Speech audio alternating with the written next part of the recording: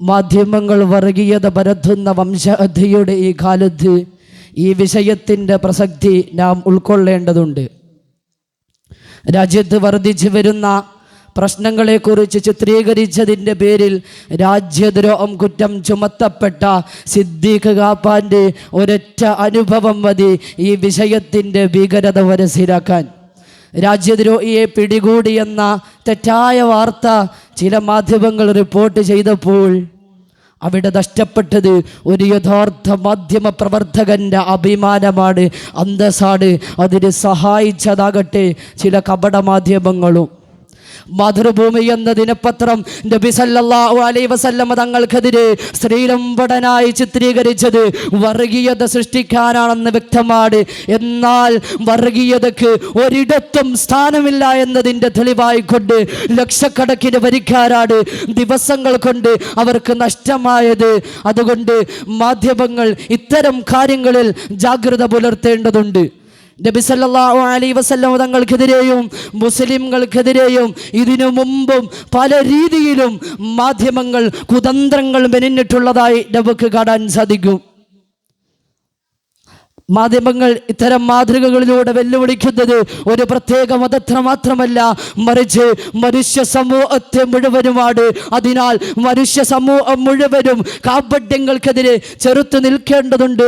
സമൂഹത്തിൽ വളർന്നുകൊണ്ടിരിക്കുന്ന നന്മകളെ പ്രോത്സാഹിപ്പിക്കുകയും തിന്മകളെ പ്രതിരോധിക്കുകയും ചെയ്യുമ്പോഴാണ് മാധ്യമങ്ങൾ നീതിബോധമുള്ളവരാവുക. സമസ്ത കേരള ജംഇയ്യത്തുൽ ഉലമ മുഖപത്രം എന്ന രീതിയിൽ സുപ്രഭാതം ദിനപത്രം സമൂഹത്തിന് നൽകുന്നത് വലിയ സംഭാവനകളാണ്. ഒരു വലിയ വെല്ലുവിളി കൂടിയാണ് മാധ്യമങ്ങൾക്ക് മുമ്പിലുള്ളത്. മിഥ്യയെ സത്യം കൊണ്ട് തോൽപ്പിക്കുക, ഇത് ഒരു ദൗത്യമെന്നോടും ഓരോ മനുഷ്യരും അവരുടെ ഹൃദയത്തിൽ സൂക്ഷിക്കേണ്ടതാണ്. ഇന്ന് ഇന്ത്യയിലെ ഒട്ടുമിക്ക കേന്ദ്ര മാധ്യമങ്ങളും ഭരണസിരാ കേന്ദ്രങ്ങളിൽ അടിമ കുഞ്ഞുങ്ങളെ പോലെ കഴിയുകയാണ്. അവർ പറയുന്ന കാര്യങ്ങൾ വാർത്തകളാകുമ്പോൾ അവർക്കെതിരെയുള്ളവർ നിശബ്ദമാവുകയാണ്. ഇസ്രായേൽ ഫലസ്തീൻ പ്രശ്നം ഗുരുതരമായി തുടരുമ്പോൾ ഫലസ്തീനെയും ഹമാസിനെയും വർഗീയവൽക്കരിച്ചുകൊണ്ട് ഇസ്ലാമിനെ കറുത്ത മുഖം മൂടി അണിയിക്കാനാണ് മാധ്യമങ്ങളുടെ കിരാത ശ്രമമെന്ന് ഏറെ ദുഃഖകരം. മാധ്യമങ്ങൾക്കേറെ ഭയം മുസ്ലിങ്ങളെയാണ്. ഇസ്ലാമോഫോബിയയുടെ ചവിട്ടുപടി എന്ന് തന്നെ ചില പത്രമാധ്യമങ്ങളെ നമുക്ക് വിളിക്കേണ്ടതായി വരും. എന്തിനേറെ പറയുന്നു, പൗരത്വ ഭേദഗതി നിയമകാലത്ത് പോലും മുസ്ലിങ്ങൾക്കെതിരെയുള്ള നുണപ്രചാരണങ്ങളാണ് ദ ഹിന്ദു, ജന്മഭൂമി പോലുള്ള പ്രമുഖ ദിനപത്രങ്ങളെല്ലാം അഴിച്ചുവിട്ടത്.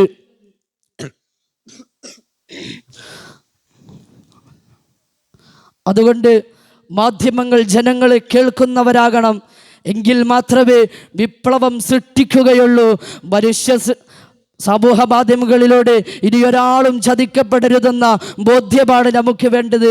ബാബരി മസ്ജിദ് പൊളിച്ചിട്ട് ശ്രീരാമക്ഷേത്രത്തിന് തറക്കല്ലിടുമ്പോൾ പുണ്യകർമ്മമെന്ന് വാഴ്ത്തിയ പ്രമുഖ ദിനപത്രം ഒരു മസ്ജിദും നിർമ്മിക്കേണ്ട ആവശ്യത്തെ പറ്റി ചർച്ച ചെയ്തിട്ടില്ല എന്നതാണ് സത്യം. കാരണം അവരുടെ കറുത്ത വരികൾക്കുള്ളിലെ കറുപ്പ് നിറമുള്ള വർഗീയ വിഷം അതിന് സമ്മതിക്കുന്നില്ല. മതേതരത്വ രാജ്യമെന്നും ജനാധിപത്യ രാജ്യമെന്നും നാം വീമ്പിളക്കുന്ന ഇന്ത്യ രാജ്യത്താണ് ഇത്തരം പ്രവണതകൾ കാണുന്നത്. ലക്ഷദ്വീപ് അഡ്മിനിസ്ട്രേറ്റർ പ്രഫുൽ ഗോഡ പട്ടേലിൻ്റെ വിവാദന പ്രസ്താവനകൾക്കെതിരെ തുറന്നടിച്ചവർക്കെല്ലാം ശക്തമായ സൈബർ ആക്രമണങ്ങൾ നേരിടേണ്ടി വന്നു. കാരണം കേരളത്തിൽ നവമാധ്യമങ്ങൾ ഭീകരതയാണ് സൃഷ്ടിക്കുന്നത്. ആർട്ടിഫിഷ്യൽ ഇൻ്റലിജൻസ് എന്ന ടെക്നോളജി ഉപയോഗിച്ച് കൃത്രിമ രൂപം സൃഷ്ടിച്ച് സമൂഹ മാധ്യമങ്ങളിൽ പ്രചരിപ്പിക്കുന്ന ഭീകരമായ അനുഭവം ഇന്ന് പലരും പങ്കുവെക്കാറുണ്ട്. ഒരുപക്ഷെ സമൂഹ മാധ്യമങ്ങളിൽ ഏറെ പ്രചരിപ്പിക്കുന്നത് തന്നെ ഇത്തരം കൃത്രിമത്വങ്ങളായിരിക്കും. ന്യൂനപക്ഷങ്ങൾക്ക് വേണ്ടി വാദിക്കാനും പ്രവർത്തിക്കുവാനും നമുക്ക് കഴിയണം. അതിനുവേണ്ടി നമ്മൾ സമൂഹ മാധ്യമങ്ങളെ ഉപയോഗപ്പെടുത്തണം. അതിലൂടെ വർഗീയതയെ ചെറുത്തു തോൽപ്പിക്കണം. നാഥൻ തൗഫീഖ് നൽകുമാറാകട്ടെ. ഇത്രയും പറഞ്ഞുകൊണ്ട് ഞാൻ എൻ്റെ വാക്കുകൾ ഉപസംഹരിക്കുന്നു. വഖ്റ ദഅവതി അൽഹംദുലില്ലാഹി റബ്ബിൽ ആലമീൻ. അസ്സലാമു അലൈക്കും വറഹ്മത്തുള്ളാഹി.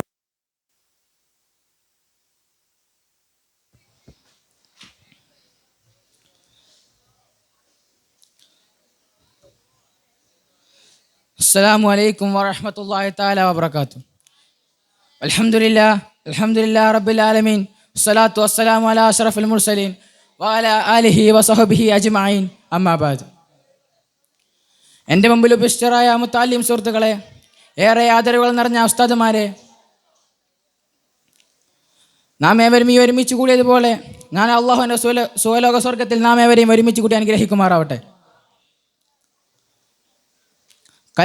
കലഹങ്ങൾക്ക് വഴിയൊരുക്കുന്ന ഈ ഇന്തിഫാദ എന്ന ഈ വേദിയിൽ ഫലസ്തീൻ നീതി നിറഞ്ഞ മുസ്ലിം ഭരണം എന്ന വിഷയത്തെക്കുറിച്ച് അല്പം സംസാരിക്കാൻ ഞാൻ ആഗ്രഹിക്കുന്നു. ഒന്നാം തൗഫീഖ് നൽകുമാറാവട്ടെ. കൻആൻ എന്നാണ് ഫലസ്തീൻ്റെ ആദ്യത്തെ പേര്. പിന്നീട് ജെറുസലേം എന്നും ഖുദ്സ് എന്നും പല പേരുകളിലായി ഈ പ്രദേശം അറിയപ്പെട്ടു. സെമിറ്റിക് മതങ്ങളെല്ലാം പുണ്യമായി കാണുന്ന ഈ ഭൂമിയെ ധാരാളം ഭരണാധികാരികൾ മാറ്റി മാറ്റി ഭരിച്ചിട്ടുണ്ട്. ബനു ഇസ്രായേൽ പ്രവാചകന്മാർക്ക് ശേഷം ഉമർ റളിയല്ലാഹു അൻഹു AD 637 ഫലസ്തീനെ ഇസ്ലാമിൻ്റെ ഭാഗമാക്കുന്നത്, എന്നാൽ ഖുർആനിൽ പോലും വിശുദ്ധ ഭൂമി എന്ന് വിശേഷിപ്പിക്കപ്പെട്ട ഈ ഭൂമിയെ ഇസ്ലാമിൻ്റെ ഭാഗമാക്കുക എന്നുള്ളത് സഹാബാക്കളുടെ വലിയൊരു അഭിലാഷം തന്നെയായിരുന്നു. അതിനുവേണ്ടി റോമക്കാരെ പോലെ പേർഷ്യക്കാരെ പോലെ മറ്റൊരു അവിവേക പ്രവണതകളും ഇസ്ലാം അവിടെ സ്വീകരിച്ചിട്ടില്ല എന്നുള്ളത് നമുക്ക് മനസ്സിലാക്കാൻ കഴിയും. അതുകൊണ്ട് തന്നെ ജൂതരും ക്രിസ്ത്യാനികളും ഇസ്ലാമിൻ്റെ ഭരണകാലത്ത് വളരെ സ്വാതന്ത്ര്യപൂർവ്വം തന്നെയാണ് അവിടെ ജീവിച്ചിരുന്നത് എന്നതും നാം നോക്കി കാണേണ്ട കാര്യം തന്നെയാണ്. ഉമർ റളിയല്ലാഹു അൻഹുവിൻ്റെ ഭരണം അത് ഇതര മതസ്ഥരെ പോലും അത്ഭുതപ്പെടുത്തിയിരുന്നു എന്ന് നമുക്ക് ചരിത്രങ്ങളിൽ നോക്കിയാൽ മനസ്സിലാക്കാൻ കഴിയുമെന്ന്. ഒരിക്കൽ പേളിസ് പോർച്ചൽ എന്ന് പറയുന്ന ഒരു ചർച്ചിൽ വെച്ച് ഉമർ റളിയല്ലാഹു അൻഹു ഒരു മതപുരോഹിതനോട് സംസാരിക്കവേ ളുഹർ ബാങ്ക് കൊടുക്കുകയും ളുഹർ നിസ്കാരത്തിന് വേണ്ടി ഉമർ റളിയല്ലാഹു അൻഹു പോകാൻ ഒരുങ്ങിയ സമയത്ത് ആ പുരോഹിതൻ ഉമർ റളിയല്ലാഹു അൻഹുവിനോട് പറഞ്ഞു, ഇവിടെ തന്നെ നിസ്കരിക്കാനുള്ള സൗകര്യമൊരുക്കാമെന്ന് പറഞ്ഞു. എന്നിട്ട് ഉമർ റളിയല്ലാഹു അൻഹു പറഞ്ഞ മറുപടി അത് അത്ഭുതപ്പെടുത്തുന്നതായിരുന്നു. എന്താണ് ഉമർ റളിയല്ലാഹു അൻഹു പറഞ്ഞ മറുപടി? ദീർഘവീക്ഷണമുള്ള ഉമർ റളിയല്ലാഹു അൻഹു പറഞ്ഞത്, ഇവിടെ എൻ്റെ മരണശേഷം എൻ്റെ പിൻഗാമികൾ ഇവിടെ ഞങ്ങളുടെ ഇമാമ് നിസ്കരിച്ച സ്ഥലമാണെന്ന് പറഞ്ഞ് അവകാശവാദം ഉന്നയിക്കും. അത് പാടില്ല. ഇനി വരുന്ന തലമുറയ്ക്കും ഇവിടെ നീതിപൂർവവും സൗഹാർദ്ദപൂർവമായ ഭരണം നടത്തണം എന്ന ചിന്തയിൽ നിന്നുണ്ടായതായിരുന്നു ആ മറുപടി. ഫലസ്തീൻ ജനതകളിൽ നിന്നും ഒരു നിശ്ചിത നികുതി ഈടാക്കുകയും അവർക്ക് പുനർസംരക്ഷണം നൽകുകയും ഉമർ റളിയല്ലാഹു അൻഹു ചെയ്തിരുന്നു. അവർക്കത് അവരുടെ മതാചാരങ്ങൾ അനുസരിച്ച് ജീവിക്കാനും അവരുടെ പള്ളിയിൽ നിസ്കരിക്കാനും അവരുടെ പള്ളികൾ ഇസ്ലാം തകർക്കില്ല എന്നും ഇസ്ലാമികൾ അവർ അതിക്രമിക്കുകയില്ല എന്നും നിർബന്ധിച്ച് മതപരിവർത്തനം നടത്തില്ല എന്നും ഇസ്ലാം കരാറിൽ ഏർപ്പെടുത്തിയിരുന്നു. എന്തിനേറെ പറയണം, എല്ലാവരും മാറ്റി നിർത്തിയിരുന്ന ജൂത സമൂഹത്തെ അവരുടെ സുപ്രധാന സ്ഥലമായ ഫലസ്തീനിലേക്ക് തിരിച്ചു വിളിക്കാൻ ഉമർ റളിയല്ലാഹു അൻഹു മടി കാണിച്ചില്ല. കേവലം ആധിപത്യം പുലർത്തുക എന്നത് മാത്രമല്ല ഇസ്ലാം ചെയ്തത്. അവിടെ ജീവിച്ചിരുന്ന എല്ലാവരുടെയും ക്ഷേമത്തിനും വേണ്ടിയും ഇസ്ലാം സ്വീകരിച്ചിരുന്നു. ഇസ്ലാം നടപടികൾ സ്വീകരിച്ചിരുന്നു.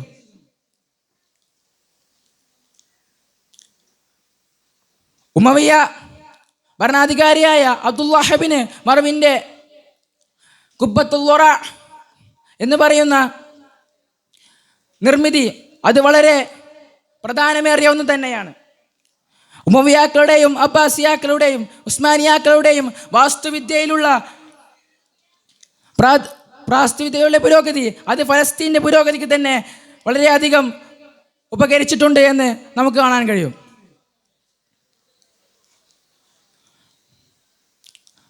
ഫലസ്തീനെ ഒരു വൈജ്ഞാനിക കേന്ദ്രമാക്കി മാറ്റുന്നതിൽ ഉസ്മാനിയാക്കളും അബ്ബാസിയാക്കളും വളരെയധികം ശ്രമിച്ചിട്ടുണ്ട് എന്ന് നമുക്ക് മനസ്സിലാക്കാം. അങ്ങനെ ഫലസ്തീനിൽ തിളങ്ങി നിന്നിരുന്ന മറ്റൊരു അധ്യായം തന്നെയായിരുന്നു സലാഹുദ്ദീൻ അയ്യൂബിയുടേത്. സലാഹുദ്ദീൻ അയ്യൂബി റളിയല്ലാഹു അൻഹു അവിടെ ഭരണം കീഴടക്കിയപ്പോൾ യൂറോപ്പിലുണ്ടായിരുന്ന എല്ലാവരെയും അവിടെ യൂറോപ്പിലെ നാട്ടിലേക്ക് തിരിച്ചയക്കാൻ സലാഹുദ്ദീൻ അയ്യൂബി അനുവദിച്ചിരുന്നു. 1099 യൂറോപ്യൻസ് അവർ ഫലസ്തീൻ കീഴടക്കിയപ്പോൾ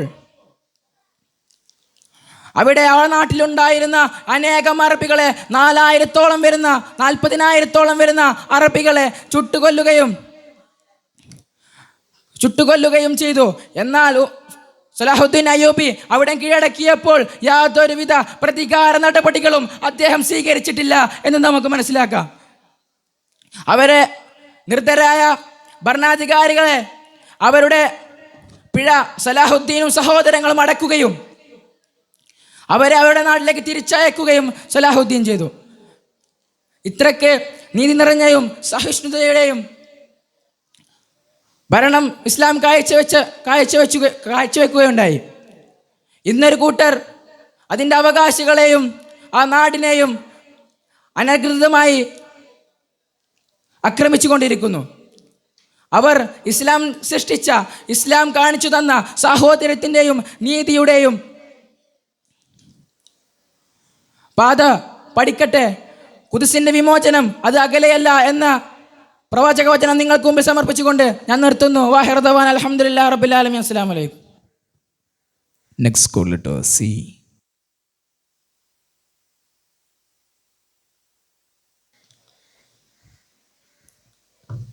അസ്സലാമു അലൈക്കും വറഹ്മത്തുള്ളാഹി തആല വബറകാതുഹു. അൽഹംദുലില്ലാഹി റബ്ബിൽ ആലമീൻ. അസ്സലാത്തു വസ്സലാമു അലാ അഷ്റഫിൽ മുർസലീൻ വഅലാ ആലിഹിൽ ഫായിസിന ബിറില്ലാഹ്. അമ്മാ ബഅദ്. ഏറ്റവും ബഹുമാനാദരവുകൾ നിറഞ്ഞ ഉസ്താദുമാരെ, മറ്റു എൻ്റെ മുന്നിൽ ഉപവിഷ്ടരായിരിക്കുന്ന എൻ്റെ പ്രിയപ്പെട്ട മുതഅല്ലിം സുഹൃത്തുക്കളെ, നാം ഇവിടെ ഒരുമിച്ച് കൂടിയതുപോലെ നാളെ അല്ലാഹു സുബ്ഹാനഹു വ തആല അവൻ്റെ സ്വർഗീയ ആരാമങ്ങളിൽ നാം ഏവരെയും ഒരുമിച്ച് കൂട്ടി അനുഗ്രഹിക്കട്ടെ. ശിഷ്ടകാലം അവൻ്റെ തഖ്വയിലും താഅത്തിലുമായി ജീവിക്കാൻ അല്ലാഹു സുബ്ഹാനഹു വ തആല തൗഫീഖ് നൽകി അനുഗ്രഹിക്കട്ടെ. ഫലസ്തീനിലെ മക്കൾക്ക് അല്ലാഹു സുബ്ഹാനഹു വ തആല ക്ഷമ പ്രദാനം ചെയ്യട്ടെ. ആമീൻ യാ റബ്ബൽ ആലമീൻ. പ്രിയരെ, അറിഞ്ഞതും അതിന്റെ പേരിൽ ഒരുപാട് സമരങ്ങളും മറ്റു പ്രചാരണങ്ങളും നടന്ന് നാം അറിഞ്ഞിട്ടുണ്ട്. എന്നാൽ ചില മാധ്യമങ്ങൾ മധുവിനെതിരായി ചില കുബുദ്ധികളായ വർണ്ണവിവേചനം മനസ്സിൽ ഉൾക്കൊണ്ടുകൊണ്ട് നടക്കുന്ന ചില മനുഷ്യർ ആ പാവപ്പെട്ട മധുവിനെതിരായി പ്രചാരണങ്ങൾ കൊണ്ടുവരികയുണ്ടായി. അതുപോലെ തന്നെ വർഗീയതയ്ക്ക് പുറമെ മാധ്യമങ്ങളിലൂടെ വൈദ്യന്മാരും ഉപദികളായ തെറ്റായ മരുന്നുകളും മറ്റും സമൂഹ മാധ്യമങ്ങളിലൂടെ ജനങ്ങളിലേക്ക് അവർ എത്തിച്ചു. കോവിഡ് കാലത്ത് എടുത്തു നോക്കുകയാണെങ്കിൽ നമുക്ക് മനസ്സിലാക്കാം, ഒരുപാട് വ്യാജ വൈദ്യന്മാരും ഒരുപാട് ജോലി തട്ടിപ്പുകാരും സമൂഹ മാധ്യമങ്ങളിലൂടെ അരങ്ങേറിയ സംഭവം നാം ഏവരും മനസ്സിലാക്കിയത് തന്നെയാണ്. അതിലൂടെ അവർ ഒരുപാട് വരുമാനം സമ്പാദിച്ചതായും നാം അറിഞ്ഞിട്ടുണ്ട്.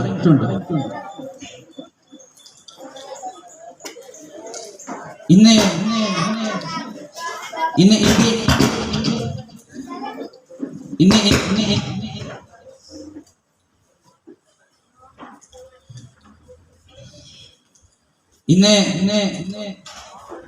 പരസ്യമായ നുണങ്ങളും സാമൂഹ്യ മാധ്യമങ്ങളിലൂടെ പ്രചരിപ്പിക്കുന്നു. അതിലൂടെ ഒരുപാട് മാധ്യമങ്ങൾ വളർന്നു വരികയും ചെയ്യുന്നു. കാരണം ഇന്ന് നുണകൾ പ്രചരിപ്പിച്ചാലേ മാധ്യമങ്ങൾക്ക് വേലിയുള്ളൂ. മാധ്യമങ്ങൾ അവരുടെ പ്രശസ്തിയും അവരുടെ അവരുടെ സ്ഥാനവും എത്രത്തോളം കയറ്റാൻ കഴിയുമോ അതിനനുസരിച്ച് അവർ നുണപ്രചാരണങ്ങളും മറ്റും അവർ കൊണ്ടുവരുന്നു. എന്നാൽ പണ്ട് ഭരണഘടന പ്രതിനിധികൾക്ക് വേണ്ടി ശബ്ദം ഉയർത്തിയവർക്കായിരുന്നു മാധ്യമ പുരസ്കാരമെങ്കിൽ ഇന്ന് ഭരണാധികാരിയുടെ കൂടെ നിന്നവർക്കാണ് മാധ്യമ പുരസ്കാരങ്ങൾ. അത്രത്തോളം മാധ്യമങ്ങൾ ഇന്ന് രംഗത്ത് വന്നിട്ടുണ്ട്. നമുക്കറിയാം, മാധ്യമങ്ങൾ മുസ്ലിം വിഭാഗത്തെ ഒറ്റ ഒരു വേറെയായി കാണുന്ന ഒരു സാഹചര്യം നാം ഇവരും പത്രമാധ്യമങ്ങളിലൂടെ മനസ്സിലാക്കിയവരാണ്. ഹാദിയ എന്ന ഒരു ചെറുപ്പക്കാരൻ ഇസ്ലാമിലേക്ക് കടന്നു വന്നപ്പോൾ വാചാലരായിരുന്ന പത്രസമൂഹങ്ങൾ, വാർത്താ മാധ്യമങ്ങൾ ആ യുവതിയെ തടങ്കലിലാക്കി എന്ന വാർത്ത മനഃപൂർവ്വം അവർ മറച്ചു വെക്കുകയായിരുന്നു. അതുപോലെ തന്നെ നമ്മവരും വിഷം ചീറ്റുന്ന മാധ്യമങ്ങളെ കുറിച്ച് കൃത്യമായി മനസ്സിലാക്കണമെങ്കിൽ ഒറ്റൊരു ഉദാഹരണം മാത്രമാണ് എന്റെ മുമ്പിൽ വരുന്നത്. സിദ്ദീഖ് കാപ്പൻ എന്ന ഒരു പാവപ്പെട്ട പത്രമാധ്യമൻ, യഥാർത്ഥ പത്ര പ്രവർത്തകൻ, രാജ്യത്തിലെ മുഴുവൻ പ്രശ്നങ്ങളും ചിത്രീകരിച്ചുകൊണ്ട് രാജ്യത്തെ മുഴുവൻ പോരായ്മകളും ചിത്രീകരിച്ചതിന്റെ പേരിൽ വിമർശനങ്ങളും അദ്ദേഹത്തെ രാജ്യാന്തര കുറ്റവാളി എന്നും പത്രമാധ്യമങ്ങളിലൂടെയും സർക്കാർ അവരെ ചുമത്തി. മാധ്യമങ്ങൾ അവരുടെ കർത്തവ്യങ്ങളിൽ നിന്ന് ഇങ്ങനെ ഒഴിഞ്ഞു മാറിയാൽ ജനങ്ങളിൽ വിദ്വേഷങ്ങളും ജനങ്ങൾ അതിലൂടെ മനസ്സിലാക്കുക പല തെറ്റായ വാർത്തകളാണ്. നമ്മൾ യഥാർത്ഥ പത്രമാധ്യമങ്ങൾ നോക്കുകയും അത് മാത്രം ഉൾക്കൊണ്ടുകൊണ്ട് മുന്നേറുകയും ചെയ്യണമെന്ന് പറഞ്ഞുകൊണ്ട് ഞാൻ എന്റെ കൊച്ചു പ്രസംഗം അവസാനിപ്പിക്കുകയാണ്. അസ്സലാമു അലൈക്കും വറഹ്മത്തുള്ളാഹി തആല വബറകാതുഹു.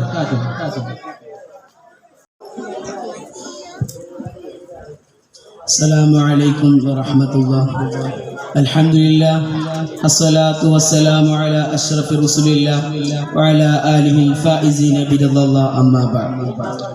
ബഹുമാനപ്പെട്ട ഉസ്താദുമാർ, മറ്റു മുതഅല്ലിം സുഹൃത്തുക്കൾ, നാം ഇന്നിവിടെ ഒരുമിച്ച് കൂടിയിരിക്കുന്നത് ഒരു മഹത്തായ സംഗമത്തിലാണ്. ഇന്തിഫാദ എന്ന ഈ മനോഹരമായ സദസ്സിൽ നീതിബോധമുള്ള ഇസ്ലാമിക ഭരണാധികാരികളെ കുറിച്ച് നിങ്ങളുമായി അല്പം സംബന്ധിക്കാൻ ഞാൻ ആഗ്രഹിക്കുന്നു. മദ്യവും മയക്കുമരുന്നും ഭീകരവാദവും തീവ്രവാദവും വർഗീയവാദവും മനുഷ്യ മനസ്സുകളിൽ വെറുപ്പിന്റെയും പൈശാചികതയുടെയും വിത്തുകൾ പാകി മനുഷ്യർ മൃഗങ്ങളെക്കാൾ അധപ്പതിച്ചു കൊണ്ടിരിക്കുന്ന ഈ കാലഘട്ടത്തിൽ നാം ഒരു മുസ്ലിം ഭരണാധികാരികളെ അഭിലാഷിക്കുകയാണ്. നാം ഒരു മുസ്ലിം ഭരണാധികാരിക്ക് കീഴിൽ ജീവിക്കാൻ ആഗ്രഹിച്ചു പോവുകയാണ്. ഫലസ്തീനിന്റെ വിഷയം നോക്കൂ. നാം അവിടെ മുസ്ലിങ്ങൾ ഭരിച്ചിരുന്ന കാലത്ത് എത്രയോ സുന്ദരമായിരുന്നു. കൻആൻ എന്നായിരുന്നു ഫലസ്തീനിന്റെ ആദ്യത്തെ പേര്. പിന്നീട് ഖുദ്സ് എന്നും ജെറുസലേം എന്നും പല പേരുകളിലായി ഈ പ്രദേശം അറിയപ്പെട്ടു. സെമിറ്റിക് മതങ്ങളെല്ലാം വിശുദ്ധമായി കണക്കാക്കുന്ന ഫലസ്തീനിൽ പല ഭരണകൂടങ്ങളും മാറി മാറി ഭരിച്ചിട്ടുണ്ട്. എന്നാൽ മറ്റു ഭരണകൂടങ്ങളെക്കാൾ നീതിപൂർണമായ ഭരണമായിരുന്നു ഇസ്ലാമിക ഭരണാധികാരികൾ അവിടെ കാഴ്ചവെച്ചത്. ബനു ഇസ്രായേലി പ്രവാചകന്മാർക്ക് ശേഷം AD 637 ഉമർ റളിയല്ലാഹു അൻഹുവിന്റെ കാലത്താണ് ഫലസ്തീനും ഇസ്ലാമിന്റെ ഭാഗമാകുന്നത്. അനുഗ്രഹീതമെന്ന് ഖുർആൻ തന്നെ വിശേഷിപ്പിച്ച വിശുദ്ധ ഭൂമിയുടെ അധികാരം തിരിച്ചെടുക്കൽ സ്വഹാബാക്കളുടെ വലിയൊരു അഭിലാഷമായിരുന്നു. എന്നാൽ അതിന് റോമക്കാരോ പേർഷ്യക്കാരോ ഉപയോഗിച്ചതുപോലെ സ്വീകരിച്ചതുപോലെ അവിവേകമായ നടപടികളൊന്നും ഇസ്ലാം സ്വീകരിച്ചിട്ടില്ല.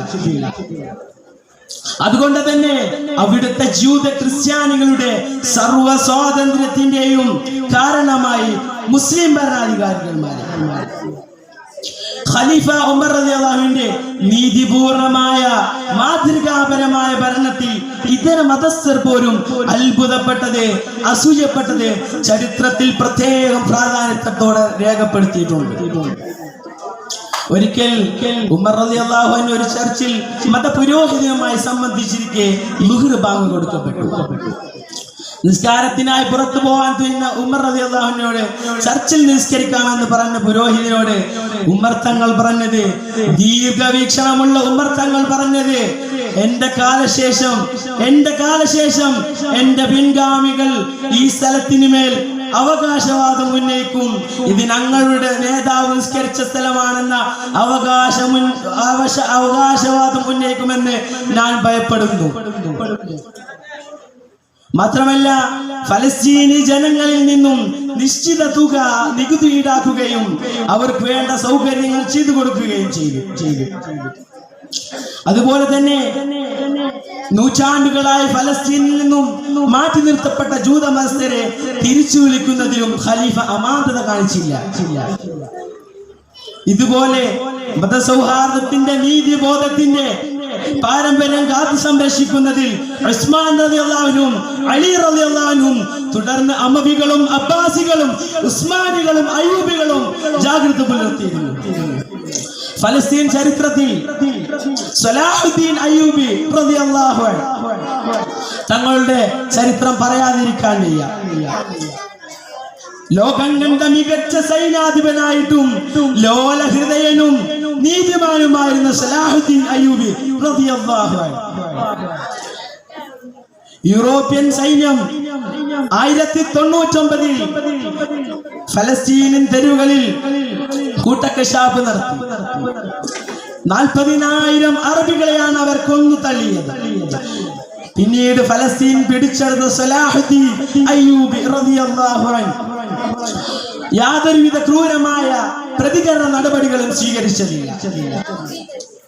ഇതുപോലെ ഇസ്ലാമിക ഭരണങ്ങൾ എവിടെയുണ്ടോ അവിടെ സമാധാനത്തിന്റെ പച്ചപ്പരവതാനി വിരിച്ചുകൊണ്ടാണ് ഇസ്ലാമിക ഭരണാധികാരികൾ മുന്നേറിയത്. എവിടെയും ക്രൂരമായ മർദ്ദനങ്ങളോ ഒന്നും തന്നെയില്ല. എന്നിട്ടും ഫലസ്തീനിലെ ജനങ്ങളെ അവർ ചില കൂട്ടർ അകാരണമായി പീഡിപ്പിക്കുന്നു. നാമും അവരുടെ കൂടെ ചേരുന്നു. നാമും ഇന്തിഫാദയും അവരുടെ കൂടെ നിൽക്കുന്നു. അല്ലെങ്കിൽ ഒരു പക്ഷേ നാം 5 വഖത്തിനും പറയാറുള്ള പോലെ വഅന മിനൽ മുസ്ലിമീൻ വമാ അന മിനൽ മുശ്രിക്കീൻ എന്നത് ചിലപ്പോൾ നിഷ്ഫലമായിരിക്കും. നാമും അവർക്ക് വേണ്ടി ഐക്യദാർഢ്യം പ്രഖ്യാപിക്കുന്നു. ഖുദ്സിന്റെ വിമോചനം അകലെയല്ല എന്ന നബിവചനം നിങ്ങൾക്ക് മുന്നിൽ അർപ്പിച്ചുകൊണ്ട് ഞാൻ എൻ്റെ വാക്കുകൾക്ക് വിരാമം കുറിക്കുന്നു.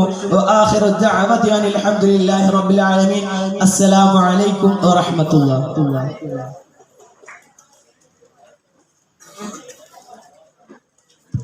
Judges, please not. Call letter F on the stage. Assalamu alaikum wa rahmatullahi ta'ala wa barakatuh.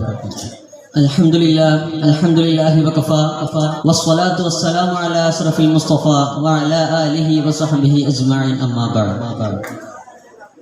ഏറ്റവും ബഹുമാനപ്പെട്ട ഉസ്താദുമാർ, എൻ്റെ മുന്നിൽ ഒരുമിച്ച് കൂടിയിരിക്കുന്ന മുതഅല്ലിം സുഹൃത്തുക്കൾ, നാം ഇവരെ ഒരുമിച്ച് കൂടിയതുപോലെ നാളെ അവൻ്റെ സുഖലോക സ്വർഗത്തിലും നാം ഇവരെയും ഒരുമിച്ച് കൂട്ടി അനുഗ്രഹിക്കട്ടെ. നാം ചെയ്തു പോയ എല്ലാ അപരാധങ്ങളും നാഥൻ നമ്മിൽ നിന്നും മുട്ടുപുറത്ത് മാഫാക്കി നൽകി അനുഗ്രഹിക്കട്ടെ. പ്രിയമുള്ളവരെ, ഇസ്ലാം എന്നാൽ ലോകത്ത് ഒരുപാട് വിമർശനങ്ങൾക്കും മറ്റുമെല്ലാം ഇരയായിക്കൊണ്ടിരിക്കുന്ന ഒരു മതമാണ്. ഇസ്ലാം എന്ത് തന്നെ നവോത്ഥാനങ്ങൾക്ക് മുന്നിട്ട് നിൽക്കുമ്പോഴും അതൊന്നും അംഗീകരിക്കാൻ മറ്റുള്ളവർ തയ്യാറാകുന്നില്ല. ഇസ്ലാമിന്റെ നവോത്ഥാന പ്രക്രിയകൾ, ഇസ്ലാമിന്റെ നവോത്ഥാന മാതൃകകൾ എന്ന വിഷയത്തെ സംബന്ധിച്ച് അല്പം മാത്രം ഞാൻ നിങ്ങളുമായി സംവദിക്കാം. നാഥൻ തൗഫീഖ് നൽകി അനുഗ്രഹിക്കട്ടെ. ആമീൻ. പ്രിയമുള്ളവരെ, നവോത്ഥാനം എന്നാൽ എന്താണ്? സമഗ്രമായ ഒരു ഉയർത്തെഴുന്നേൽപ്പെന്ന് അതിനെ ലളിതമായി നിർവചിക്കാമെങ്കിലും ഒരു സമൂഹം അതിന്റെ ജനതകളിൽ നിന്നും നിശ്ചലാവസ്ഥകളിൽ നിന്നും പുതിയൊരു മുന്നേറ്റത്തിന് വേണ്ടി ഉയരുന്നതിനെ സാമാന്യമായി നമുക്ക് നവോത്ഥാനം എന്ന് നിർവചിക്കാം. യൂറോപ്യൻ നവോത്ഥാനത്തിലൂടെയാണ് നവോത്ഥാനം എന്ന വാക്ക് ചർച്ചകൾ കടന്നു വരുന്നത്. 14-ാം നൂറ്റാണ്ടിൽ ഇറ്റലിയിൽ രൂപപ്പെട്ടു വന്ന ഒരു പ്രവണതയും ഒരു സംഭവ വികാസവുമാണ് യൂറോ കേന്ദ്രിക നവോത്ഥാനം. ഇസ്ലാമിക രാജ്യങ്ങളിലും യൂറോപ്യൻ രാജ്യങ്ങളിലും രൂപപ്പെട്ടു വന്ന വൈജ്ഞാനിക പാരമ്പര്യങ്ങളെ തങ്ങളുടേതാക്കി മാറ്റുക എന്നതായിരുന്നു യൂറോപ്യൻ നവോത്ഥകർ ചെയ്തത്. യൂറോപ്യൻ നവോത്ഥാനം വഞ്ചനയുടെയും കുടിപ്പകയുടെയും കഥയാണ് നമുക്ക് പറഞ്ഞു തരുന്നത്. ഡാന്റെയുടെ ഡിവൈൻ കോമഡി എന്ന ഗ്രന്ഥമാണ് യൂറോപ്യൻ നവോത്ഥാനത്തിന് തുടക്കമിട്ടത്. ആ പുസ്തകം മുഴുവനും കുടിപ്പകയും വംശീയ വൈരാഗ്യവുമാണ്. ഡിവൈൻ കോമഡി എന്ന ഗ്രന്ഥം പ്രവാചകർ സല്ലല്ലാഹു അലൈഹി വസല്ലമ തങ്ങൾക്കെതിരെ ആക്ഷേപങ്ങൾ അഴിച്ചുവിട്ടിട്ടുണ്ട്.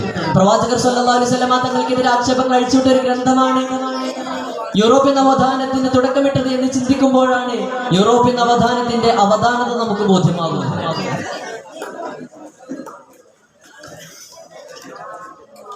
അതുകൊണ്ട് തന്നെ യൂറോപ്യൻ നവോത്ഥാനത്തിന്റെ മുഖം വംശീയ വൈരാഗ്യവും കുടിപ്പകയും ആധുനികതയോടുള്ള അടങ്ങാത്ത ആഗ്രഹവുമാണ്. മലിനമായ ആശയങ്ങളാണ് യൂറോപ്യൻ നവോത്ഥാനത്തിന്റെ കാതൽ. അതുകൊണ്ട് തന്നെ യൂറോപ്പിൽ നടന്ന നവോത്ഥാനം എന്ന് വിളിക്കപ്പെടുന്ന സംഭവ വികാസങ്ങളും പ്രവണതകളും യഥാർത്ഥത്തിൽ നവോത്ഥാനം എന്ന് വിളിക്കാൻ കഴിയുകയില്ല. അത് നവോത്ഥാനമല്ല. എന്നാൽ അഥവാ യൂറോപ്പിൽ നടന്ന നവോത്ഥാനം, നവോത്ഥാനത്തിന്റെ യൂറോപ്യൻ പതിപ്പ് അത് അസ്വീകാര്യമാണെന്ന് അർത്ഥം. ഇവിടെയാണ് ഇസ്ലാമിന്റെ നവോത്ഥാന പ്രക്രിയകൾക്ക് പ്രസക്തിയേറുന്നത്. വിശുദ്ധ ഇസ്ലാം യഥാർത്ഥത്തിൽ നവോത്ഥാനം കൊണ്ട് ഏറ്റവും മുന്നിൽ നിൽക്കുന്ന ഒന്നാണ്. യൂറോപ്യൻ രാജ്യങ്ങൾ ഇസ്ലാമിക രാജ്യങ്ങളിലും ആഫ്രിക്കൻ രാജ്യങ്ങളിലും രൂപപ്പെട്ടു വന്ന വൈജ്ഞാനിക പാരമ്പര്യങ്ങളെ തങ്ങളുടേതാക്കി മാറ്റിയപ്പോൾ അവിടെയെല്ലാം ഇസ്ലാമാണ് നവോത്ഥാനത്തിന്റെ അല്ലെങ്കിൽ വൈജ്ഞാനിക മുന്നേറ്റങ്ങളുടെ തുടക്കം കുറിച്ചത് എന്ന് വളരെ വ്യക്തമാണ്. യൂറോപ്യർ അതിൽ നിന്നെല്ലാം ആ പാരമ്പര്യങ്ങളെല്ലാം നമ്മളുടേതാക്കി അവരുടേതാക്കി എന്ന് പറയുമ്പോൾ യൂറോപ്യരാണോ ഇസ്ലാമാണോ നവോത്ഥാനത്തിൽ തുടക്കം കുറിച്ചത്, അല്ലെങ്കിൽ അതാണോ നവോത്ഥാനം? യഥാർത്ഥത്തിൽ ഇസ്ലാം തന്നെയാണ് നവോത്ഥാനം. 1400 വർഷങ്ങൾക്കിപ്പുറം ഇന്ന് ജനസമൂഹം ഇവിടെ എത്തിയിട്ടുണ്ടെങ്കിൽ, ഈ ശാസ്ത്രത്തിന് ഇത്രത്തോളം പുരോഗതി ഉണ്ടായിട്ടുണ്ടെങ്കിൽ അതെല്ലാം മുസ്ലിങ്ങളുടെ കൈകളിൽ നിന്നും യൂറോപ്യർക്ക് കിട്ടിയ അറിവ് നിന്ന് മാത്രമാണ് എന്ന് നമുക്ക് സംശയം തന്നെ പറയാൻ കഴിയും. അഥവാ ഇസ്ലാം ഒരു വളരുന്ന മതമാണ്. അതുപോലെ തന്നെ ഏറെ വിമർശിക്കപ്പെടുന്ന ഒരു മതവുമാണ്. അതുകൊണ്ട് തന്നെ ഇസ്ലാമാണ് നവോത്ഥാനത്തിന് തുടക്കം കുറിച്ചത്, അല്ലെങ്കിൽ ഇസ്ലാമാണ് ഒരു നവോത്ഥാനം എന്ന് പറയുമ്പോൾ അത് അംഗീകരിക്കാൻ മറ്റു മതസ്ഥരും മറ്റ് ജാതിക്കാരും നമ്മെ അംഗീകരിക്കുകയില്ല, അവരത് വിശ്വസിക്കുകയില്ല. വിശുദ്ധ ഖുർആനാണ് ലോകത്തിലെ ഏറ്റവും വലിയ നവോത്ഥാന ഗ്രന്ഥം. വിശുദ്ധ ഖുർആൻ ഇറങ്ങിയ പുണ്യ പ്രവാചകർ സല്ലല്ലാഹു അലൈഹി വസല്ലമ തങ്ങളാണ് ലോകത്തിലെ ഏറ്റവും വലിയ നവോത്ഥാന നായകർ. ആ ഏറ്റവും വലിയ നവോത്ഥാന ഗ്രന്ഥവും ആ നവോത്ഥാന നായകരും നടത്തിയ നവോത്ഥാന പ്രക്രിയകൾ അനന്തമാണ്. അത് 14 നൂറ്റാണ്ടുകൾക്ക് ഇപ്പുറവും തുടർന്നുകൊണ്ടിരിക്കുന്നു. അത് അന്ത്യനാൾ വരെ നിലനിൽക്കുകയും ചെയ്യും. അത് ഒരു നല്ല സത്യമാണ്. അതുപോലെ തന്നെ പരിശുദ്ധ ഇസ്ലാം അറേബ്യയിൽ പ്രത്യക്ഷപ്പെട്ടിട്ട് 6 നൂറ്റാണ്ട് പിന്നിട്ടപ്പോഴേക്കും ലോകത്തിന്റെ അഷ്ടദിക്കുകളിലേക്കും ഇസ്ലാം വ്യാപിച്ചു കഴിഞ്ഞിരിക്കുന്നു. സ്പെയിൻ ഉൾപ്പെടെയുള്ള യൂറോപ്യൻ രാജ്യങ്ങൾ ഇസ്ലാമിക രാജ്യങ്ങളായി മാറി. ഇസ്ലാമിക കുർത്തുബയും ബാഗ്ദാദുമെല്ലാം വൈജ്ഞാനിക കേന്ദ്രങ്ങളായത് ഇസ്ലാമിന്റെ നവോത്ഥാന പ്രക്രിയയുടെ ഭാഗമായിട്ടാണ്. വിശ്വവിഖ്യാത തത്വചിന്തകൻ അൽബറൂസി തന്റെ തത്വചിന്തകൻ സാൾട്ടൻ തന്റെ ശാസ്ത്രത്തിന്റെ ഒരു മുഖവുര എന്ന ഗ്രന്ഥത്തിലൂടെ പറയുന്നു, ഇസ്ലാം മനുഷ്യവർഗം കൈവരിച്ച പ്രധാന നേട്ടങ്ങളെല്ലാം മുസ്ലിങ്ങളാണ് കൈവരിച്ചത്. മനുഷ്യവർഗം കൈവരിച്ച എല്ലാ നേട്ടങ്ങളും അത് മുസ്ലിം സമൂഹമാണ് കൈവരിച്ചത് എന്നാണ് സാൾട്ടൻ അദ്ദേഹത്തിന്റെ ശാസ്ത്രത്തിനുള്ള ഒരു മുഖവുര എന്ന ഗ്രന്ഥത്തിലൂടെ പറയുന്നത്. ഓട്ടോമൊബൈൽ എഞ്ചിനീയറിംഗിൽ അത്ഭുതങ്ങൾ സൃഷ്ടിച്ച ബനു മൂസ ഷാക്കിറും ഓപ്പറേഷന്റെ ആദ്യ പാഠങ്ങൾ പഠിപ്പിച്ചു തന്ന ഇമാം റാസിയും ശാസ്ത്രലോകത്ത് വലിയ അത്ഭുതങ്ങൾ തീർത്ത മഹാപണ്ഡിതന്മാരായിരുന്നു. അതുപോലെ തന്നെ യൂറോപ്യൻ നദീതീരങ്ങളിൽ കക്കപുറക്കി നടന്നിരുന്ന യൂറോപ്യർക്ക് നവോത്ഥാനത്തിന്റെ വിജ്ഞാനത്തിന്റെ താക്കോൽ കൂട്ടം നൽകിയത് മുസ്ലിങ്ങളായിരുന്നു. അതുകൊണ്ട് തന്നെയാണ് പ്രധാനപ്പെട്ട മുസ്ലിം പണ്ഡിതന്മാരെ എല്ലാം യൂറോപ്യർ അവരുടെ നാമങ്ങൾ ക്രിസ്തുവൽക്കരിക്കാൻ ശ്രമിച്ചത്. ഇബ്നു സീനയെ അവിസന്നയായും ഇമാം റാസിയെ നെവറോസയായും മറ്റുമെല്ലാം ക്രിസ്തുവൽക്കരിച്ച് വായിക്കുന്നതിന്റെ സാമർഥ്യവും അത് തന്നെയാണ്, അതിന്റെ താല്പര്യവും അത് തന്നെയാണ്. അതുകൊണ്ടാണ് ഞാൻ ഇവിടെ അടിവരയിട്ട് പറയുന്നത്, നവോത്ഥാനത്തിൽ യൂറോപ്യർ ഒന്നും തന്നെ ചെയ്തിട്ടില്ല. കാരണം ഇസ്ലാമിന്റെ പാരമ്പര്യങ്ങളെയും ഇസ്ലാമിക വൈജ്ഞാനിക മൂല്യങ്ങളെയും അവർ തങ്ങളുടേതാക്കി മാറ്റുക മാത്രമാണ് യൂറോപ്യർ ചെയ്തത്. എന്നിട്ട് അവർ അവകാശപ്പെടുന്നു, ഇവിടെ നവോത്ഥാനം തുടക്കം കുറിച്ചത് ഞങ്ങളാണ്, ഇവിടെ നവോത്ഥാനം കൊണ്ടുവന്നത് ഞങ്ങളാണ്, അല്ലാതെ ഇസ്ലാം അല്ല. പക്ഷേ ഞാനിവിടെ പറയുന്നു, ഇസ്ലാം നവോത്ഥാനം കൊണ്ടുവന്നിട്ടില്ലെങ്കിൽ, അല്ലെങ്കിൽ ഇസ്ലാമിന് ഒരു വൈജ്ഞാനിക മുന്നേറ്റം ഉണ്ടായിരുന്നിട്ടില്ലെങ്കിൽ ഇവിടെ ഇന്ന് ഈ 14 നൂറ്റാണ്ടുകൾക്ക് ഇപ്പുറവും നമ്മളെല്ലാവരും അറിവില്ലാത്തവരായി പോകുമായിരുന്നു. കാരണം പല മുസ്ലിം പണ്ഡിതന്മാരും തുടക്കം കുറിച്ച വൈജ്ഞാനിക മേഖലയാണ് ഇന്ന് നാം കൈകാര്യം ചെയ്തുകൊണ്ടിരിക്കുന്നത്. ലോകത്താദ്യമായി ആശുപത്രി സ്ഥാപിച്ചത് ഇമാം റാസി എന്ന മുസ്ലിമായിരുന്നു. അതുകൊണ്ട് തന്നെ ഞാൻ പറഞ്ഞു വരുന്നത്, ഇസ്ലാമാണ് നവോത്ഥാനത്തിന് പ്രധാന മാതൃകകൾ നൽകിയ ഒരേ ഒരു മതം. ഇതിൽ നിന്നെല്ലാം നമുക്ക് മനസ്സിലാക്കി ജീവിക്കാൻ അല്ലാഹു സുബ്ഹാനഹു വ തആല തൗഫീഖ് അനുഗ്രഹിക്കട്ടെ എന്ന് മാത്രം പറഞ്ഞുകൊണ്ട് ഞാൻ എൻ്റെ പ്രസംഗം നിർത്തുന്നു. വാഖിറു ദഅവാനാ അൽഹംദുലില്ലാഹി റബ്ബിൽ ആലമീൻ. അസ്സലാമു അലൈക്കും വറഹ്മത്തുള്ളാഹി. Next caller to വറഹ്മത്തുള്ളാഹി തആല വബറകാതുഹു. അൽഹംദുലില്ലാഹി റബ്ബിൽ ആലമീൻ വസ്സലാത്തു വസ്സലാമു അലാ അഷ്റഫിൽ മഖ്ലൂഖീൻ വഅലാ ആലിഹി വസഹ്ബിഹി അജ്മഈൻ. അമ്മാ ബഅദ്.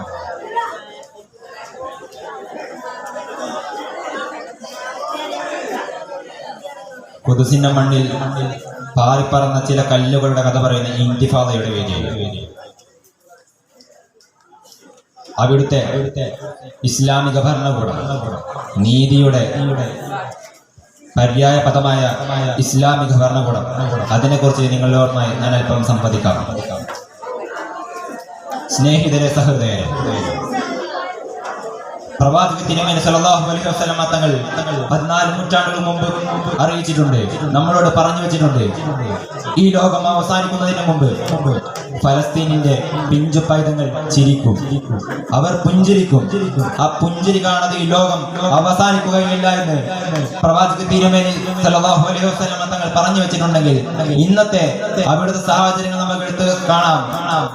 എന്നും നമ്മൾ പത്രമാധ്യമങ്ങളിൽ ദിവസവും കാണാൻ കഴിയുന്നതാണ്. അവിടുത്തെ പിഞ്ചു ബാല്യങ്ങൾ അവർ കരയുകയാണ്, ചോരയൊലിച്ചും കൈകാലുകൾ അറ്റുപോയും മാതാപിതാക്കൾ നഷ്ടപ്പെട്ടും വേദനയോടെ കരയുന്ന പിഞ്ചു ബാല്യങ്ങൾ.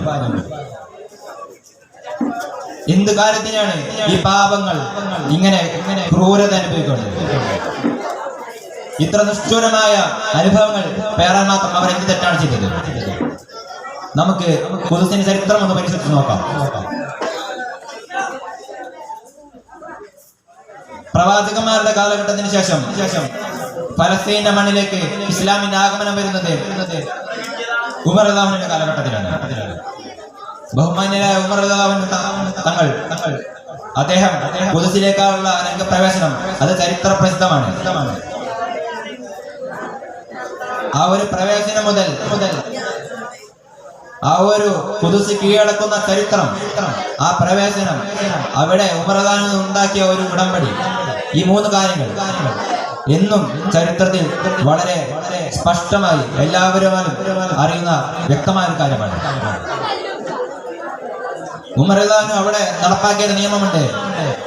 ഖുദ്സിന്റെ മണ്ണ് കീഴടക്കിയതിനു ശേഷം അത്രയും കാലം അവിടെ ഉണ്ടായിരുന്ന പാവങ്ങൾ, അവരെ മനുഷ്യരെ നിഷ്ഠൂരമായി വധിച്ചിരുന്ന കാലഘട്ടത്തിന് ശേഷം ഖുദ്സിനെ വിമോചമാക്കിയതിനു ശേഷം ഉമർ റളിയല്ലാഹു അൻഹു അവിടെ നീതിയുടെ ഭരണം കൊണ്ടുവരികയാണ്. എല്ലാ നിലക്കും നീതിയുടെയും സത്യത്തിന്റെയും ധർമ്മത്തിന്റെയും മാതൃകയായി ഫലസ്തീന്റെ മണ്ണ് മാറുകയാണ്. അതിനുശേഷം നിരവധി ഖിലാഫത്തുകൾ അവിടെ മാറി മാറി ഭരണം ഭരിച്ചിട്ടുണ്ട്. ഉമവിയ, അബ്ബാസിയ, അതുപോലെ അയ്യൂബികൾ, അങ്ങനെ ഒരുപാട് ഖിലാഫത്തുകൾ അവിടെ ഭരണം നിർവഹിച്ചിട്ടുണ്ട്. ഉമവിയ ഭരണകൂടത്തിലെ അബ്ദുൽ മലിക് ബിൻ മർവാൻ ക്രിസ്താബ്ദം 685 അദ്ദേഹം ഭരണത്തിലിരുന്നത്. അദ്ദേഹത്തിന്റെ കാലഘട്ടത്തിൽ അദ്ദേഹം നീതി ഒന്നുകൂടി വ്യക്തമാക്കുന്ന ഒരു കാഴ്ചയാണ് നമുക്ക് കാണാൻ കഴിഞ്ഞത്. അത്രയും അവിടെ ഉണ്ടായിരുന്ന കാലഘട്ടം മുഴുവൻ ജൂതരും ക്രൈസ്തവരും മുസ്ലിങ്ങളും അവിടെ എല്ലാവർക്കും പരിശുദ്ധമായ ഒരു സ്ഥലമായതുകൊണ്ട് തന്നെ അവിടെ ധാരാളം ആരാധനകൾ നിറഞ്ഞിരുന്നു. പരസ്പരം വിദ്വേഷത്തിന്റെയും ശത്രുതയുടെയും പേരിൽ ഈ ആരാധനകൾ തകർക്കുക, ദേവാലയങ്ങളെ തല്ലിത്തകർക്കുക, ഇത്തരത്തിലുള്ള കാഴ്ചയായിരുന്നു അന്നേ കാലഘട്ടത്തിൽ ഉണ്ടായിരുന്നത്. എന്നാൽ ഇസ്ലാമിന്റെ ഖിലാഫത്ത് വന്നതോടെ, അമവിയുടെ കാലഘട്ടം വന്നതോടെ അതിന്റെ പരിസമാപ്തി കുറിച്ചുകൊണ്ട് അബ്ദുൽ മലിക് ബിൻ മർവാൻ ഒരു നീതിയുടെ കാഴ്ച നമുക്ക് കാഴ്ചവെച്ചു. ശേഷം ഹാറൂൺ റഷീദ്, അബ്ബാസി ഖിലാഫത്ത് കാലഘട്ടത്തിൽ ഹാറൂൺ റഷീദിന്റെ ഭരണകൂടം നമുക്കറിയാം. നീതിയുടെ പര്യായമാണല്ലോ ഹാറൂൺ റഷീദ്. അദ്ദേഹം റോമയിലെ ചക്രവർത്തിക്ക് അനുമതി കൊടുക്കുകയാണ്. എന്തിനെന്നോ, ഫലസ്തീനിലുള്ള ക്രിസ്ത്യൻ ആരാധനാലയങ്ങൾ സംരക്ഷിക്കാൻ, അവിടെ ക്രിസ്ത്യാനികളുടെയുള്ള ആരാധനകൾ നിർമ്മിക്കാൻ അനുമതി കൊടുക്കുകയാണ് മഹാനായ ഹാറൂൺ റഷീദ്. ഇത്തരത്തിലുള്ളതായിരുന്നു ഇസ്ലാമിക ഭരണകൂടം. ഖുദ്സ് രണ്ടാമതും ഇസ്ലാമിൽ നിന്ന് നഷ്ടപ്പെട്ട് വീണ്ടും വിമോചിക്കപ്പെടുന്നത് സലാഹുദ്ദീൻ അയ്യൂബിയുടെ കാലഘട്ടത്തിലാണ്. സലാഹുദ്ദീൻ അയ്യൂബി ഇസ്ലാമിനെ തുടച്ചു നീക്കിക്കൊണ്ട് ക്രിസ്ത്യാനികൾ ആ പ്രദേശം, ആ പരിശുദ്ധ പ്രദേശം കീഴടക്കിയപ്പോൾ അവിടെ ഉണ്ടായിരുന്ന സത്യവിശ്വാസികളെ നിഷ്ഠൂരമായി വധിക്കുകയാണ്, കൂട്ടക്കശാപ്പ് ചെയ്യുകയാണ് ഉണ്ടായത്. എന്നാൽ അതിന് വിഭിന്നമായി സലാഹുദ്ദീൻ അയ്യൂബി പ്രവേശിച്ചപ്പോൾ, ഖുദ്സിന്റെ മണ്ണിലേക്ക് പ്രവേശിച്ചപ്പോൾ പൊതുമാപ്പ് നൽകുകയാണ് ഉണ്ടായത്. അവരോട് കരാറ് നൽകി, ഒന്നുകിൽ അവർക്ക് അവരുടെ താല്പര്യമുണ്ടെങ്കിൽ അവർക്ക് ഇവിടെ നിൽക്കാം, അവർ മറ്റു സ്ഥലങ്ങളിലുള്ള പോലെ ജിസിയ നൽകി അവർക്ക് ഇവിടെ നിൽക്കാം, അല്ല അവർക്ക് ഇവിടുന്ന് പോകണമെങ്കിൽ അവർക്ക് ഇവിടുന്ന് പോകാം.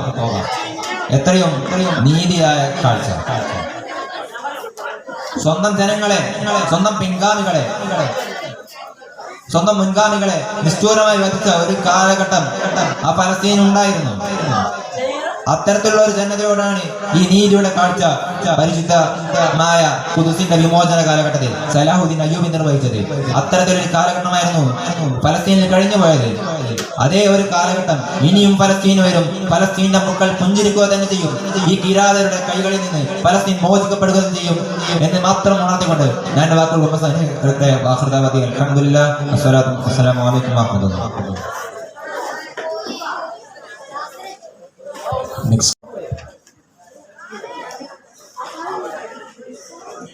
അസ്സലാമു അലൈക്കും വറഹ്മത്തുള്ളാഹി തആല വബറകാതുഹു. അൽഹംദുലില്ലാഹ് അസ്സലാത്തു വസ്സലാമു അലാ റസൂലില്ലാഹ് വഅലാ ആലിഹി ഫായിസിൻ ബിറിദല്ലാഹ് അമ്മാ ബഅദ്. പ്രിയപ്പെട്ട എൻ്റെ മുതഅല്ലിം വിദ്യാർത്ഥി സുഹൃത്തുക്കളെ, നാം ഇന്നിവിടെ ഒരുമിച്ച് കൂടിയതുപോലെ അതിലുപരിയായി നാഥൻ അവൻ്റെ ജന്നാത്തുൽ ഫിർദൗസിൽ നാം ഏവരെയും ഒരുമിച്ച് കൂട്ടട്ടെ. നാം ചെയ്തു പോയ ചെറുതും വലുതുമായ എല്ലാ തെറ്റുകുറ്റങ്ങളും അല്ലാഹു തആല പുറത്ത് മാഫാക്കി തരട്ടെ. ഫലസ്തീൻ ജനതക്ക് അല്ലാഹു രക്ഷ നൽകട്ടെ. വർഗീയ വശം ചീറ്റുന്ന മാധ്യമങ്ങൾ എന്ന വിഷയത്തെ പറ്റി അല്പം കാര്യങ്ങൾ സംസാരിക്കാനാണ് ഞാൻ നിങ്ങൾക്ക് മുമ്പിൽ എണീറ്റ് നിൽക്കുന്നത്. നാഥൻ തൗഫീഖ് നൽകട്ടെ. ഫലസ്തീന്റെയും ബൈത്തുൽ മുഖദ്ദസിന്റെയും ചരിത്രം പറയേണ്ട ഈ ഒരു പുണ്യവേദിയിൽ എന്തിന് നവമാധ്യമങ്ങളെ ചർച്ച ചെയ്യുന്നു എന്നൊരു ചോദ്യം നിങ്ങളുടെ മനസ്സുകളിലുണ്ടാവും. എന്നാൽ ഓരോ ഇസ്രായേലി പോരിന്റെ നേരെയും ഓരോ ഫലസ്തീനി പോരിന്റെ നേരെയും ഇസ്രായേലിന്റെ അധിനിവേശമെന്ന് പേരിട്ട് വിളിക്കാനാകുന്ന ആ ഒരു ക്രൂരതയും ആ ഒരു അക്രമത്തെ വെറും ഇസ്രായേൽ ഫലസ്തീൻ സംഘർഷമാക്കിയതിലും ഹമാസിനെ ഒരു വലിയ ഭീകര സംഘടനയായി രൂപീകരിച്ചതിലും ഈ മാധ്യമങ്ങളുടെ പങ്ക് ചെറുതല്ല. മാധ്യമങ്ങൾ അവരുടെ ധർമ്മം മറന്ന് പ്രവർത്തിക്കുന്ന ഒരു കാലഘട്ടമാണ് ഇന്നത്തേത്. ഒരു കുറ്റം ചെയ്തയാള് അതൊരു മുസ്ലിം നാമധാരിയാണെങ്കിൽ ആ കുറ്റത്തെ ഭീകരവാദമെന്നും അതിന് പിന്നിൽ ഒരുപാട് മുസ്ലിം സംഘടനകളുണ്ടെന്നും കൊട്ടിയാഘോഷിച്ച് ഈ സമൂഹത്തിലേക്ക് പച്ചവർഗീയതയെ തുപ്പുന്ന വ്യാജവാർത്ത പടർത്തുന്ന എന്നിട്ട് അതിനെ അന്തിച്ചർച്ചകളിൽ ചർച്ച ചെയ്യാൻ വരെ യാതൊരു മടിയും ഈ മാധ്യമങ്ങൾക്ക് ഉണ്ടാവില്ല.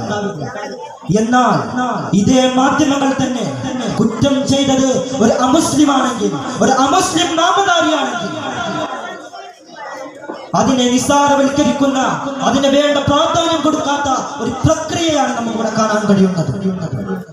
മുസ്ലിമുകൾക്ക് നേരെയും ന്യൂനപക്ഷങ്ങൾക്ക് നേരെയും വിഷം ചീറ്റുകയാണ് ഇന്നത്തെ മാധ്യമം ചെയ്യുന്നത്. കളമശ്ശേരിയിലുണ്ടായ സ്ഫോടനം അതൊന്ന് നാം വിചിന്തനം ചെയ്ത് നോക്കുമ്പോൾ നമ്മുടെ മാധ്യമങ്ങൾ എത്രമേൽ അധപ്പതിച്ചു പോയിരിക്കുന്നു എന്ന് നമുക്ക് മനസ്സിലാക്കി തരുന്നുണ്ട്. സ്ഫോടനത്തിന് ശേഷം ഒരുപാട് വ്യാജ വാർത്തകൾ കൊണ്ട് മലിനമായിരുന്നു നമ്മുടെ കേരളം. സ്ഫോടനത്തിന് പിന്നിൽ മുസ്ലിമുകളാണെന്നും അതിന് പിന്നിൽ ഒരുപാട് മുസ്ലിം സംഘടനകളുണ്ടെന്നും എന്തിനേറെ പറയണം. കൊച്ചിയിൽ നടന്ന ഈ സ്ഫോടനത്തിൽ അങ്ങ് അറബിക്കടലിക്ക് അപ്പുറം കടക്കുന്ന ഹമാസിനെയും ഇസ്രായേലിനെയും ഫലസ്തീനെയും വരെ ഈ ഒരു സ്ഫോടനത്തിലേക്ക് വലിച്ചഴിച്ചു കൊണ്ടുവരാൻ അവർക്ക് യാതൊരു ഉളുപ്പവും ഉണ്ടായിരുന്നില്ല. ന്യൂസ് 18 എന്ന് പറയുന്ന ഒരു മാധ്യമം അവർക്ക് റേറ്റിംഗ് കൂട്ടാൻ വേണ്ടി മുസ്ലിം വേഷവിധാനമായ തലപ്പാവും തൊപ്പിയും നിസ്കാരത്തായിട്ടുള്ള ഒരു മനുഷ്യരെ പോലീസ് അറസ്റ്റ് ചെയ്ത വ്യാജ ഫോട്ടോ സിദ്ധിച്ച് അതീസമൂഹത്തിലേക്ക് പ്രചരിപ്പിക്കാൻ അവർ കാട്ടിയ ധൈര്യം പച്ചവർഗീയതയല്ലോ അതിലൂടെ നമുക്ക് മനസ്സിലാക്കാൻ സാധിക്കുന്നത്. അവസാനം മാർട്ടിൻ എന്ന് പറയുന്നയാൾ സ്വമേധാ പോലെ കീഴടങ്ങിയിട്ടില്ലെങ്കിൽ എന്താകുമായിരുന്നു തന്നെ നമ്മുടെ കേരളത്തിന്റെ അവസ്ഥ. അതുകൊണ്ട് ഞാൻ ഉറപ്പിച്ചു പറയുന്നു, ഈ സമൂഹത്തിലേക്ക് വർഗീയതയും അസൂയയും ഭിന്നിപ്പും പടർത്തുന്നതിൽ ഏറ്റവും വലിയ പങ്ക് വഹിക്കുന്നത് അത് ഈ മാധ്യമങ്ങൾ തന്നെയാണ്. എന്നാൽ മാധ്യമങ്ങൾ മാത്രമാണോ ഈ വർഗീയത തുപ്പുന്നത്? അല്ല. ചലച്ചിത്രങ്ങൾ വരെ മുസ്ലിം വിരുദ്ധ ആയുധമാക്കി ഉപയോഗിക്കാൻ അവർക്ക് കഴിഞ്ഞിട്ടുണ്ട്. കാശ്മീരി ഫൈൽ, കേരള സ്റ്റോറി, 70 ഹോറിയൻ പോലത്തെ ചിത്രങ്ങളിലൂടെ മുസ്ലിം സമുദായത്തെ കൂരന്മാരായി ചിത്രീകരിക്കാൻ അവർക്ക് സാധിച്ചു. അതിൽ കാശ്മീരി ഫൈൽ എന്ന ചിത്രം കണ്ടതിന് ശേഷം ഉത്തരാഖണ്ഡിലെ ഒരു പറ്റം ഹിന്ദുത്വവാദികൾ അവിടുത്തെ മുസ്ലിങ്ങളോട് അവിടം വിട്ടു പോകാൻ വരെ കൽപ്പിച്ചിട്ടുണ്ട്. അതുകൊണ്ട് ഞാൻ പറയുന്നു, ഈ രാജ്യത്ത് വർഗീയ പടർത്തുന്നവർക്കെതിരെ, വ്യാജവാർത്ത പ്രചരിപ്പിക്കുന്നവർക്കെതിരെ നടപടിയെടുക്കേണ്ടത് ഈ രാജ്യത്തിന്റെ ഭരണകൂടത്തിന്റെ ചുമതല തന്നെയാണ്. സൗഹൃദത്തിൽ പോകുന്ന ഈ മതേതര കേരളത്തെ ഒരു ഒറ്റ വാർത്താ തലക്കെട്ടിൽ ഛിന്ന ഭിന്നമാക്കാൻ ഈ മാധ്യമങ്ങൾക്ക് കഴിയും. അല്ലാഹു തആല നമുക്കെല്ലാവർക്കും നല്ലത് പ്രദാനം ചെയ്യട്ടെ എന്ന് പ്രാർത്ഥിച്ചുകൊണ്ട് ഞാൻ നിർത്തുകയാണ്. അൽഹംദുലില്ലാഹി റബ്ബിൽ ആലമീൻ. അസ്സലാമു അലൈക്കും വറഹ്മത്തുള്ളാഹി തആല വബറകാതുഹു. ശ്രദ്ധിക്കുക. അസ്സലാമു അലൈക്കും വറഹ്മത്തുള്ളാഹി തആല വബറകാതുഹു. അൽഹംദുലില്ലാഹ് അൽഹംദുലില്ലാഹി റബ്ബിൽ ആലമീൻ അസ്സലാത്തു വസ്സലാമു അലാ അഷ്റഫിൽ മുർസലീൻ വഅലാ ആലിഹി വസഹ്ബിഹി അജ്മഈൻ അമ്മാ ബഅദ്. പ്രിയം നിറഞ്ഞ ഗുരുവര്യരെ, മറ്റെന്റെ പ്രിയപ്പെട്ട വിദ്യാർത്ഥി മിത്രങ്ങളെ, ഇത്രയും വർണ്ണാഭമായ ഒരു കലാവേദിയിൽ നിങ്ങളുമായി സംവദിക്കാൻ കഴിഞ്ഞതിൽ ഞാൻ ഏറെ കൃതാർത്ഥൻ. അൽഹംദുലില്ലാഹ്. മാധ്യമങ്ങൾ ധർമ്മമറന്ന് പ്രവർത്തിക്കുന്ന ഒരു കാലമാണ് ഇന്നിന്റെ. മാധ്യമ സേവനം അനിവാര്യമായ ആധുനിക കാലത്ത് രാഷ്ട്രീയ മേലാള വർഗങ്ങളുടെ പക്ഷം ചേർന്നുള്ള മാധ്യമ വാഴ്ച എന്തുകൊണ്ടും ചോദ്യം ചെയ്യപ്പെടേണ്ടത് തന്നെയാണ്. ഇത്തരത്തിലുള്ള മാധ്യമ മുൻവിധികളുടെ ഒരു ഉൽപ്പന്നം മാത്രമാണ് നമ്മൾ ഇന്ന് കാണുന്ന വർഗീയ പ്രചാരണങ്ങൾ. ഈ പോസ്റ്റ് ട്രൂത്ത് കാലത്ത് ഇസ്ലാം വിരുദ്ധ മുൻബോധ്യങ്ങളാൽ സമ്പന്നമാണ് മീഡിയയും മുഖ്യധാരയും. അടിസ്ഥാനരഹിതമായ ആക്ഷേപങ്ങളിലൂടെ മതവിഭാഗങ്ങളെയും സമൂഹത്തെയും ചേരിതിരിച്ച് വർഗീയവൽക്കരിക്കുന്നതിലും സമൂഹത്തിലെ സൗഹാർദ്ദത്തെയും സമത്വത്തെയും ഇല്ലാതാക്കുന്നതിലും മാധ്യമങ്ങൾക്കുള്ള പങ്ക് ചെറുതൊന്നുമല്ല. ചില പ്രത്യേക വിഭാഗങ്ങളെ സംബന്ധിച്ചുള്ള വാർത്തകൾക്ക് അർഹിക്കുന്നതിലേറെ ദൃശ്യത നൽകാൻ മാധ്യമങ്ങൾ ശ്രദ്ധിച്ചു പോരുന്നത് കാണാം. 2001 അമേരിക്കയുടെ വേൾഡ് ട്രേഡ് സെന്റർ ആക്രമണം ഇതിനൊരു ഉദാഹരണമാണ്. ആക്രമണത്തിന്റെ ഉത്തരവാദികൾ മുസ്ലിങ്ങളാണെന്ന മട്ടിൽ വാർത്തകൾ പടച്ചുവിടാൻ മാധ്യമങ്ങൾ കിണഞ്ഞു ശ്രമിച്ചു. അവസാനം മുസ്ലിങ്ങൾ നിരപരാധികളാണെന്ന് മനസ്സിലായപ്പോഴും ചെയ്ത തെറ്റ് മനസ്സിലാക്കി രംഗത്ത് വരാൻ പാശ്ചാത്യ മീഡിയകൾ മനസ്സ് കാണിച്ചില്ല. പൂർണ്ണമായ അമേരിക്കൻ വിധേയത്വമാണ് ഈ വിഷയത്തിൽ മാധ്യമങ്ങൾ സ്വീകരിച്ചത്. പതിറ്റാണ്ടുകൾ സമയമെടുത്ത് മതങ്ങളെ വിമർശന വിധേയമാക്കി ഗ്രന്ഥങ്ങൾ പ്രസിദ്ധീകരിക്കുന്ന മാധ്യമങ്ങൾ പോലും ഇന്ന് ലോകത്തുണ്ട്. പ്രത്യേകിച്ച് പാശ്ചാത്യ മീഡിയകൾ വിവിധ വിഷയങ്ങളിൽ കൈക്കൊള്ളുന്ന നിലപാടുകൾ എടുത്തു പരിശോധിച്ചാൽ മനസ്സിലാകും അവരുടെ വ്യക്തമായ ഇരട്ടത്താപ്പ്. റഷ്യ ഉക്രൈൻ യുദ്ധത്തിൽ ഉക്രൈനിനെ ഇരകളായി പ്രഖ്യാപിച്ച മാധ്യമങ്ങൾ ഇസ്രായേൽ ഫലസ്തീൻ സംഘർഷത്തിൽ വേട്ടക്കാരുടെ ഭാഗത്താണ് നിലകൊണ്ടത്. ജീവന് വേണ്ടി പെടയുന്ന ഫലസ്തീൻ ജനതയുടെ ഒരു ചെറു വിരലനക്കം പോലും അത്തരക്കാർക്ക് ഭീകര പ്രവർത്തനങ്ങളായിട്ടാണ് തോന്നുന്നത്. ഇസ്രായേലിന്റെ കിരാത പ്രവർത്തനങ്ങൾ ന്യായീകരിക്കാൻ കുപ്രചാരണങ്ങൾ നടത്തുകയാണ് ഒട്ടുമിക്ക പാശ്ചാത്യ മാധ്യമങ്ങളും ചെയ്യുന്നത്. അവർ ജനങ്ങളുടെ കണ്ണിൽ തങ്ങൾ ചെയ്യുന്നതാണ് ശരി എന്ന് വരുത്തി തീർക്കുന്നത് മാധ്യമങ്ങൾ വഴിയാണ്. അങ്ങനെയാകുമ്പോൾ ചെറുത്തു നിൽക്കുന്നവർ ഭീകരരാകും, ഭീകരരെ സഹായിക്കുന്നവർ ശത്രുക്കളുമായി ചിത്രീകരിക്കപ്പെടും. ഇതുവരെ ഫലസ്തീനിൽ 10 ലക്ഷത്തിലേറെ മാധ്യമ പ്രവർത്തകരാണ് കൊല്ലപ്പെട്ടത്. എന്തുകൊണ്ടാണ് മാധ്യമ പ്രവർത്തകർ ഇത്രത്തോളം ആക്രമിക്കപ്പെടുന്നത്? തങ്ങളോട് അനുഭാവം പ്രകടിപ്പിക്കാത്ത മാധ്യമങ്ങളെ നശിപ്പിക്കുക എന്നതാണ് ഇതുകൊണ്ടുള്ള ഉദ്ദേശം. വർഗീയ പ്രചാരണങ്ങൾക്ക് കൊടിപിടിക്കുന്ന ധാരാളം മാധ്യമങ്ങൾ ഇന്ന് നമ്മുടെ രാജ്യത്തുമുണ്ട്. ഒരു കുറ്റകൃത്യത്തിലെ പ്രതികൾ മുസ്ലിങ്ങളാണെങ്കിൽ പേരുകൾ വ്യക്തമായി നൽകുന്ന മാധ്യമങ്ങൾ, അതേ സ്ഥാനത്ത് മറ്റു മതസ്ഥരെങ്കിൽ പേരുകൾ പറയാതിരിക്കാൻ സെലക്റ്റീവായി ശ്രദ്ധിക്കാറുണ്ട്. ഏറ്റവും ലേറ്റസ്റ്റായി കളമശ്ശേരിയിലെ യഹോവ സാക്ഷികളുടെ സമ്മേളനത്തിന്റെ ഇടയിൽ നടന്ന സ്ഫോടനത്തെ തുടർന്ന് 3 പേർ കൊല്ലപ്പെടുകയും ധാരാളം പേർക്ക് പരിക്കേൽക്കുകയും ചെയ്തു. സംഭവത്തിൽ മുസ്ലിങ്ങൾ ഉപയോഗിക്കുന്ന തരത്തിലുള്ള തൊപ്പി ധരിച്ചതിന്റെ പേരിൽ ഒരാളെ പോലീസ് കസ്റ്റഡിയിൽ എടുക്കുകയും അത് ഫോട്ടോ സഹിതം പ്രചരിപ്പിക്കപ്പെട്ടു. മിനിമം മാധ്യമ നീതി പോലും പാലിക്കാതെ ഒരാവശ്യവുമില്ലാതെയാണ് പ്രമുഖ ചാനലുകൾ ഇത് സംപ്രേഷണം ചെയ്യുന്നത്. അതുപോലെ തന്നെ മുസ്ലിങ്ങളെ പാകിസ്ഥാൻ അനുഭാവികളും അവരോട് കൂറുള്ളവരുമായി ചിത്രീകരിക്കുന്ന വാർത്തകളും ലേഖനങ്ങളും ഇന്ന് സർവ്വസാധാരണമാണ്. കേവലം കായിക വിനോദ ചിന്താഗതിയിൽ കാണുകയും വിലയിരുത്തുകയും ചെയ്യേണ്ട ക്രിക്കറ്റ് തുടങ്ങിയ സ്പോർട്സ് മത്സരങ്ങൾ പോലും വർഗീയമായാണ് ചില മാധ്യമങ്ങൾ റിപ്പോർട്ട് ചെയ്യുന്നത്. ഇന്ത്യ പാക് മത്സരത്തെ ഹിന്ദു മുസ്ലിം യുദ്ധമായി ചിത്രീകരിക്കുന്ന മാധ്യമങ്ങളുമുണ്ട് നമ്മുടെ രാജ്യത്ത്. ഇന്ത്യൻ പത്രപ്രവർത്തന രംഗത്തെ മുസ്ലിം സാന്നിധ്യം പരിശോധിച്ചാൽ മാധ്യമ രംഗത്തുള്ള മുസ്ലിം സമുദായത്തിന്റെ പിന്നോക്കാവസ്ഥ നമുക്ക് മനസ്സിലാകും.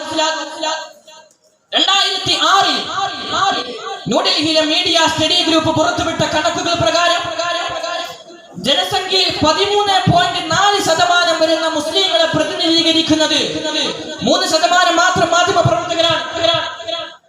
അതേസമയം ജനസംഖ്യയിൽ 2% മാത്രമുള്ള ക്രൈസ്തവരെ പ്രതിനിധാനം ചെയ്യുന്നതാവട്ടെ 4% മാധ്യമ പ്രവർത്തകരും